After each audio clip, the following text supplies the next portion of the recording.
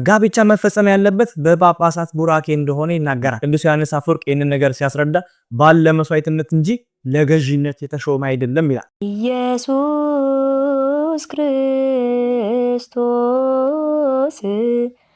በጌታችን በመድኃኒታችን በኢየሱስ ክርስቶስ ጸጋና ሰላም ይብዛላችሁ ውድ የቻናሌ ቤተሰቦች። ሰሞኑን እንግዲህ የጥምቀት በዓል ስለነበረ ብዙዎቻችሁ ሶስቱን ቀናት በአገልግሎት በዝማሬ እና ታቦቱን በማጀብ እንዳሳለፋችሁ ተስፋ አድርጋለሁ።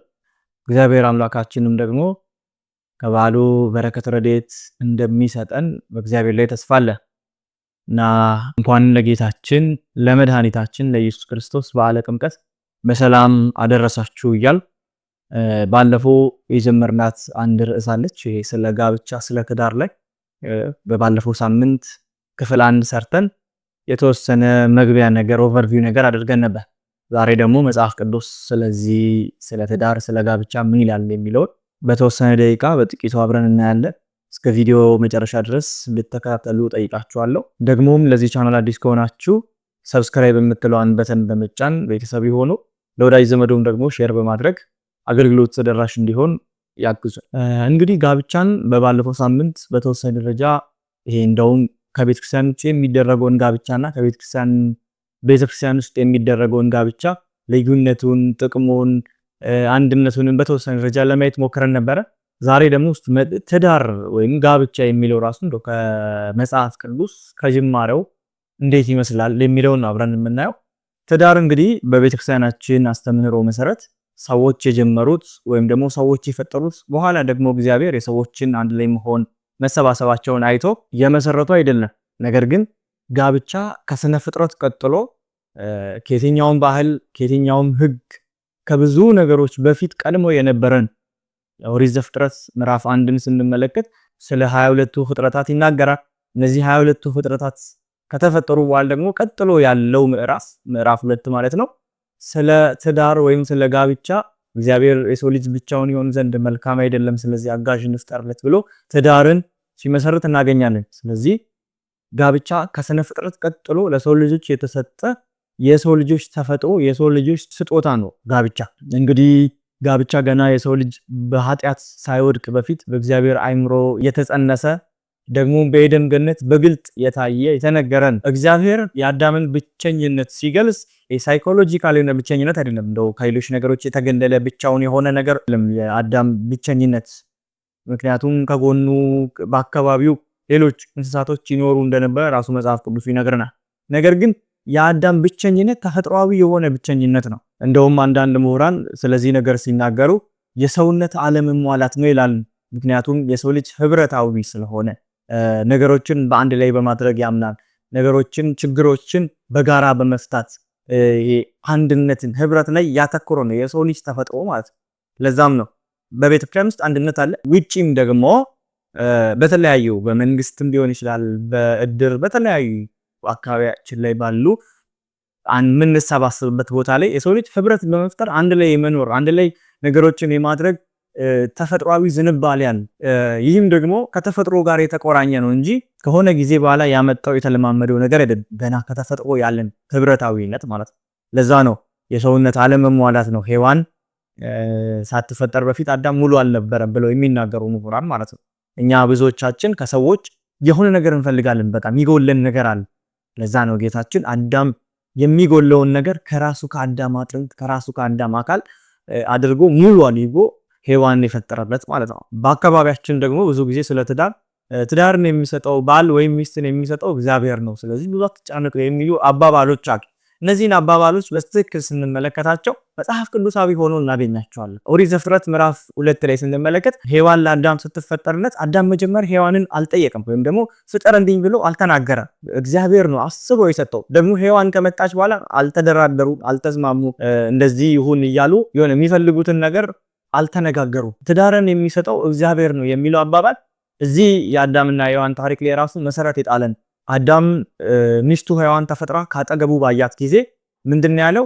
ይህቺ አጥንት ከአጥንቴ ይህቺ ስጋ ደግሞ ከስጋዬ ናት፣ ስለዚህ ሴት ትባል እያለ ተፈጥሮዋን ነው የተናገረው። ስለዚህ ትዳር ማለት ተፈጥሮአዊ የሆነ አንድነት ማለት ነው። ከዚህ አገባብ ደግሞ እንደምንረዳው ሔዋን የአዳም ኦብጀክት ኦፍ ሳቲስፋክሽን ነገር አይደለች። በተፈጥሮ ሚስቱ አጋሩ ከእርሱ ጋር ሆና ችግሮችን ደስታን የምትጋራ የምታግዘው እንደውም መጽሐፍ ቅዱስ ሲናገር ለሰው ልጅ ረዳት እንፍጠርለት ነው ያሉት። ስለዚህ የሔዋን ተፈጥሮዋ ወይም ደግሞ የሚስት ተፈጥሮዋ ረዳት መሆን አጋዥ መሆን ደግሞም ከእግሩ አካባቢ ካለ አጥንት ወይም ደግሞ ከእግሩ አጥንት ላይ ወስዶ ሔዋንን አልፈጠራትም። ምክንያቱም አዳም የሔዋን ገዥዋ ወይም ደግሞ የሷ የበላይ ስላሆነ፣ ነገር ግን ከአዳም የጎን አጥንት ወስዶ ፈጠራት። ይህን የሚያሳየው እኩልነትን ነው። ያልበለጠችም ዝቅም ያላለች፣ ነገር ግን በእግዚአብሔር ፊት አዳምና ሔዋን እኩል እንደሆኑ የሚያሳይ ምሳሌ ነው። ደግሞ ከልብ ጎን ካለ አጥንት ወሰደ። የጎን አጥንት ማለት ከልብ አጠገብ ያለ አጥንት ማለት ነው። እነዚህ ሁለቱ አንድ አካል አንድ ስጋ የሆኑ ባልና ሚስቶች በልብ የሚነጋገሩ፣ በልብ የሚያስቡ፣ በልባቸው የሚዋደዱ ነገሮችን ሁሉ በፍቅር የሚያደርጉ ስለሆኑ ነው ብለው ያመሰጥሩታል ቅዱሳን አባቶቻችን። ነገር ግን ይሄ አንድነት በእግዚአብሔር የተሰጠው ለሰው ልጅ በተፈጥሮ የተሰጠው ይሄ አንድነት ግን ከውድቀት በኋላ አዳምና ሔዋን ከበደሉ ከኦሪት ዘፍጥረት ምዕራፍ 3 ከበደሉ በኋላ ይህ አንድነት፣ ይህ ትዳር፣ ይህ ፍቅር በተወሰነ ደረጃ ጎሰቆለ ወይም ታመመ። ፍቅር እንግዲህ ከአዳምና ከሔዋን ውድቀት በኋላ የቀጠለ ነገር ነው። ነገር ግን በሌሎች ነገሮች ተበርዟል። ለምሳሌ በፍርሃት፣ በገዢነት፣ በስሜታዊነት፣ በፍቶት፣ በስቃይና እነዚህን በመሳሰሉ ነገሮች ፍቅር ተበርዞ እናገኘዋለን።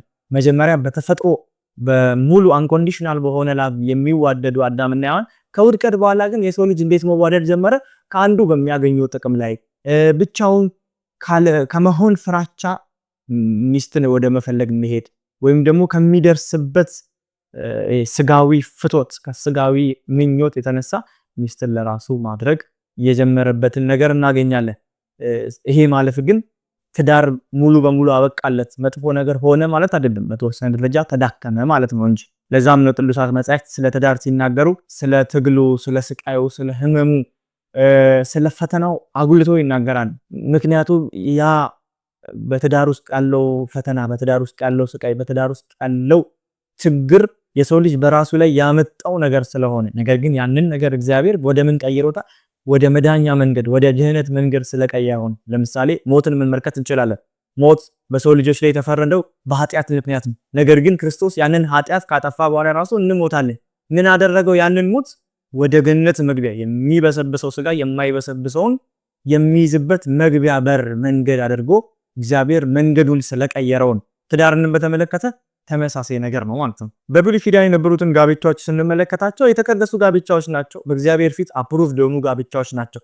ነገር ግን ፍጹምና ሙሉ የሆኑ አልነበሩ። ለዛም ነው በብሉይ ኪዳን በኦሪት ዘመን የነበሩ ሰዎች ራሱ 2-3 የማግባት ዝንባሌ ይታይባቸዋል። ካገቡ በኋላ ደግሞ የመፍታት ነገር በብሉይ ኪዳን መጻሕፍት ላይ ይስተዋላል። ስለዚህ የሰው ልጅ ብዙ ሲያገባ ፖሊጋሚ የሚባለው ብዙ ሚስቶችን ሲያገባ ደግሞ ካገባ በኋላ የሚፈታው ነገር በእግዚአብሔር ፈቃድ ላይ የተመሰረተ አልነበረም። ነገር ግን በሰው ልጆች ድክመት ላይ መሰረት የጣለ ነበረ። ለዛም ነው ጌታችን በማቴዎስ ወንጌል ምዕራፍ 19 ላይ ስለ ሰርግ፣ ስለ ትዳር ካብራራ በኋላ በዛን ጊዜ የነበሩት ጸሐፍት ፈሪሳውያን እንደው ሚስቶችን መፍታት በእግዚአብሔር ፊት የተፈቀደ ነው ብለው ሲጠይቁት አይቻልም አላቸው። ነገር ግን ሙሴ እኮ የምትፈታበትን ደብዳቤዋን ሰጣችሁ ፍቱ ይላል፣ ሙሴ ከእግዚአብሔር ዘንድ አይደለም ብለው ሊፈትኑት ሞከሩ። እግዚአብሔር ግን ምን አለ? ሙሴስ ስለ ልባችሁ ድንዳኔ ሚስቶቻችሁን እንድትፈቱ አዘዘ እንጂ ጥንቱን እንደዛ አይደለም። ወንድና ሴት ሆነው ነው የተፈጠሩት። በተፈጥሮ በኩል ትዳርን እያብራራ ከመጣ በኋላ በዝሙት ምክንያት እንጂ በሌላ ምክንያት መፍታት እንደማይገባ፣ ከፈቱም ኃጢአተኛ ዝሙተኛ እንደሚሆኑ ነገራቸው። ከዝሙት በቀር በሌላ ምክንያት ሚስቶችን መፍታት እንደማይገባ መጽሐፍ ቅዱስ ጌታችን በአማናዊ ቃሉ ተናግሯል። ለምንድን ነው ዝሙትን ኤክሰፕሽናሊ አድርጎ የሰጠው እግዚአብሔር የሚለውን ስንመለከት በባለፈው ቪዲዮ እንዳየነው እንግዲህ ትዳር ማለት ወይም ጋብቻ ማለት ትንሿ ቤተክርስቲያን ናት። ባልና ሚስት የሚጸድቁባት፣ ቤተሰብ በአንድነት በጋራ ሆኖ የሚጸድቁባት ናት እንዳልን፣ ዝሙት ግን መሀል ላይ ካለ አንድ ላይ ሆኖ ሊጸድቁ የነበሩት እነዛ ባልና ሚስቶች አንድ ላይ ሊኮነኑ ነው። ስለዚህ ከዛ ነገር በተወሰነ ደረጃ ለመራት በዝሙት ምክንያት መፍታት ይቻላል ተብሎ እግዚአብሔር ፍቃዱን ሰጥቷል ማለት ነው። አንድ መጽሐፍ ቅዱሳዊ የሆነ እውነታ ልንገራችሁ። የጌታችን የመድኃኒታችን ኢየሱስ ክርስቶስ በመጽሐፍ ቅዱስ የተጻፈው የመጀመሪያው ተአምሩ በቤተ መቅደስ የተደረገ አይደለም፣ በምኩራብ የተደረገ አይደለም፣ እንዲሁም በጥብርያዶስ ባህር በጽዮን ተራራ የተደረገ አይደለም። ብዙ ነገሮችን እግዚአብሔር በዛ ላይ አድርጓል። የመጀመሪያው ተአምሩ ግን የተደረገው በሰርግ ቤት ነው። ጌታችን አምላካችን በመዋዕለ ሥጋዌው በዚህ ምድር ላይ ተበላልሶ ባስተማረበት ጊዜ ብዙ ነገሮችን የአይሁድ በዓላትን ከአይሁድ ጋር አሳልፏል። በተጨማሪም ደግሞ በለቅሶ ቤትና በሰርግ ቤት ተገኝቶ ታምራቱን አሳይቷል። በቃና ዘገሊላም እንዲሁ በሰርግ ቤት ተገኝቶ ሰርጉን ከባረከ በኋላ ዶም የዶኪማስ ወይን ጠጅ ሲያልቅባቸው ጌታችን ውሃውን ወደ ወይን እንደቀየረላቸው ዮሐንስ ወንጌል ምዕራፍ 2 ላይ እናገኛለን። ይህም ደግሞ ምን ማሳያ ነው? የሰዎች ፍቅር ብቻ፣ የሰዎች ድግስ ብቻ፣ የሰዎች ሰርግ ብቻ በእግዚአብሔር ፊት ሙሉ እንዳልሆነ ያሳያል። የዶኪማስ ቤት የጎደለው የወይን ጠጅ ነበረ። ነገር ግን ክብር ለስሙ ይሁንና በዶኪማስ ቤት ጌታችን መድኃኒታችን ኢየሱስ ክርስቶስ ተገኝቶ ስለነበረ ያንን ጉድለቱን በሙላቱ ሞልቶ አትረፍርፎ እንደውም ከቀድሞ የበለጠ የሚጣፍጥ የወይን ጠጅ አድርጎ እንደሰጠው እናገኛለን። ለዛም ነው ቤተክርስቲያን ዘውትር ልጆቿን ኑና እኔ ጋር ተጋቡ፣ በቤተክርስቲያን ውስጥ ትዳራችሁን፣ ጋብቻችሁን፣ ተክሊላችሁን ፈጽሙ የምትለው ለዚህ ነው። ዛሬ ከቤተክርስቲያን ውጭ የሚደረጉ ሰርጎች እንደ ዶኪማስ ቤት የወይን ጠጅ ባይጎላቸው እንኳን ሰዎች ሊያስተውሉት የማይችሉ የሆኑ ጉድለቶች አሉበት። ያንን ጉድለት ደግሞ መሙላት የሚችለው ጌታችን መድኃኒታችን ኢየሱስ ክርስቶስ ብቻ ነው። ወደ ቅዱስ ጳውሎስ ልውሰዳችሁና ቅዱስ ጳውሎስ ደግሞ ስለ ትዳር ሲናገር እንደው በሰው አይምሮ ሊመረመር ወደማይችል ደረጃ ወስዶት እናገኛለን። እንደውም ይቻላል እንዲህ ማድረግ ይቻላል ወደሚያስብል ደረጃ ማለት ነው። የቅዱስ ጳውሎስ የኤፌሶን መልእክት ምዕራፍ 5 ከቁጥር 25 ጀምሮ ስናነብ እናገኛለን። ባሎች ሆይ ክርስቶስ ቤተክርስቲያንን እንደወደዳት እንዲሁም ራሱን አሳልፎ ስለሷ እንደሰጣት እንዲሁ ሚስቶቻችሁ ውደዱ ይላል። እንግዲህ ባል ሚስቱን መውደድ ያለበት ጌታ ቤተክርስቲያንን በሚወድበት ፍቅር ነው ማለት ነው። ጌታ ደግሞ ቤተክርስቲያንን የሚወደው አንኮንዲሽናል በሆነ ፍቅር ነው። ደግሞም ትንሽ ጠጋ ብሎ ባሎች ሚስቶቻችሁን እንደ ራሳችሁ አካል አድርጋችሁ ውደዷቸው ይላል። ይሄም ደግሞ ምንን ያሳያል? ሚስቶች የሚወደዱት ፍጹማን ስለሆኑ ቆንጆ ስለሆኑ ወይም ደግሞ የሚወደድ ስብዕና ስላላቸው አይደለም፣ ነገር ግን የባል አካል ስለሆኑ ብቻ ነው። ሚስቶች የባል አካል ስለሆኑ ነው። እስቲ ከእናንተ መሃል አንድ ሰው እጁን አይወደውም፣ እጁን ይጠላዋል እንበል እና ይህ ሰው በአጋጣሚ እጁ እሳት ውስጥ ቢወድቅበት እጁ አይ ድሮም አልወደውም እያለ ይተዋል? አይሳሳለትም ለእጁ? እንደውም ልክ እሳት ሲነካው ቶሎ ብሎ አይደለም የሚያነሳው። እንደዛ ነው ሚስቶችም ባሎች መውደድ ያለባቸው እንደገዛ አካላታቸው። ምንም ባያምሩ ምንም ውባው ምንም እንደገዛ አካላታቸው መውደድ ያለባቸው። ቅዱስ ጳውሎስ በዚህ መልኩ እያብራራ ከመጣ በኋላ ወደ መጨረሻው ወደ ማጠቃለያው ሲደርስ ይህ ሚስጥር ግን ታላቅ ነው ይላል። ይህንንም አግላለጽ ቅዱስ ጳውሎስ በአንደኛ ጢሞቴዎስ ምዕራፍ 3 ቁጥር 16 ላይ ከእግዚአብሔር ጋር የሰው ልጅ ስላለው አንድነት ሚስጢራዊ የሆነ ቴዎሲስ የሚባለው በቴዎሎጂው ስለዛ አንድነት ሲናገር የገለጸበት አገላለጽ ነው። ስለዚህ በባልና በሚስት መሃል ያለው አንድነት የሰው ልጅ ከእግዚአብሔር ጋር ባለው አንድነት ምሳሌ ይደረጋል ማለት ነው። ጋብቻን ስንመለከት የመቤዠት ቤዛ የመሆን ምልክት ነው። ባል በክርስቶስ ምሳሌ ይቆማል። ነገር ግን ሊገዛት ወይም ደግሞ የበላይ ሆኖ ሊቆጣጠራት ሳይሆን ለሷ ቤዛ ሊሆን ለሷ መስዋዕት ሊሆንላት ነው። ቅዱስ ዮሐንስ አፈወርቅ ይህንን ነገር ሲያስረዳ ባል ለመስዋዕትነት እንጂ ለገዥነት የተሾመ አይደለም ይላል። የጥንቷ ቤተክርስቲያንን ስለ ትዳር ልዩ ቦታ ሰጥታ ስታስተምር ህዝቦቿን ስትጠብቅ እናገኛለን። በዛን ጊዜ የነበሩ ምዕመናንም ክርስቲያኖችም ደግሞ ከቤተክርስቲያን ውጪ በድብቅም ሆነ በግላቸው